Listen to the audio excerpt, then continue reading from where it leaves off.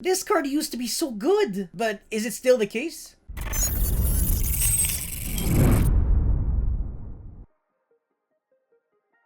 So Book of Moon is a very old and simple quick play spell card that allows you to target one monster on the field and change it to face down defense position. Now this card is quite different from Paleozoic Canadia and Amaze Attraction Horror House since it allows you to flip a monster you control as well, and also it's a quick play spell card so it can be used aggressively and defensively. The most standard application for a card like Book of Moon would be to bait negates against cards like Borreload Savage Dragon, so in this situation, since your Book of Moon is not fully resolving, it's probably going to trade even just like Forbidden Chalice would. However, unlike Forbidden Chalice, since it doesn't negate, against monsters that do not have built-in protection from negation cards like Artifact Scythe, you are going to prefer a card like Forbidden Chalice since you can actually negate the Scythe, whereas Book of Moon booking the Scythe won't really help you. On the bright side though, there are some things that Book of Moon can do that Forbidden Chalice cannot really do. For example, if you have, let's say, Borreload Savage Dragon equipped with Dragon Buster Destruction Sword, and your Borreload Savage successfully gets flipped by Book of Moon, your Dragon Buster Destruction Sword will actually go from the field, the spell and trap zone, to the graveyard, so it can't really be equipped to a face-down monster. Very relevant because no amount of Dark Ruler or Forbidden Drop or whatever can actually hit that Dragon Buster Destruction Sword and spell and trap zone, whereas one Book of Moon that fully resolves can actually do that. And that was really popular back in the Adamancipator format, where people really wanted to play Dark Ruler, but at the same time, it wasn't doing much against the Dragon Buster Destruction Sword that you would be equipping to one of your monsters with the Union Carrier. And of course, Book of Moon allowing you to flip your own monsters face down is actually really relevant at allowing them to actually resolve through effect negation cards such as Veiler, Imperm, Ghost Mourner, Hot Red Dragon Archfiend Abyss, Zombie Stein, Sword Soul, Chi Jiao, and Tri-Brigade Oath. There are actually so many other cards, but you get the point. When a monster becomes face down, it completely ignores every lingering condition that was being applied to the monster beforehand, so even if your opponent chains an additional Veiler on top of the Book of Moon, it will still not work because a face down monster can't really be negated. And also, if you set a Forbidden Chalice going first and you get hit by a Zeus with 4 materials because your opponent went into Downward Magician, your Chalice doesn't really trade too well because your opponent can just chain Zeus again. Whereas if you had a card like Book of Moon, it's actually really good because you can Book of Moon the Xyz monster before it actually gets to attack, or if you want to prevent your opponent from making any kind of Xyz, Link, or Synchro summoning, at least Book of Moon allows you to do that, whereas Forbidden Chalice, the monster stays face up on the field, so your opponent can actually do all kinds of things with that monster. So even though it is really nice to see Book of Moon doing things that Forbidden Chalice cannot do, you still have to keep in mind the fact that unfortunately it doesn't really line up too well against Artifact Scythe, which unfortunately is also gaining a lot in popularity because of Artifact Dagda and Destiny Hero Destroy Phoenix Enforcer. So that's pretty much all I had to say for this Book of Moon card review. Let me know your guys' thoughts in the comment section below. Don't forget to like and subscribe. I'll see you guys next time. Peace.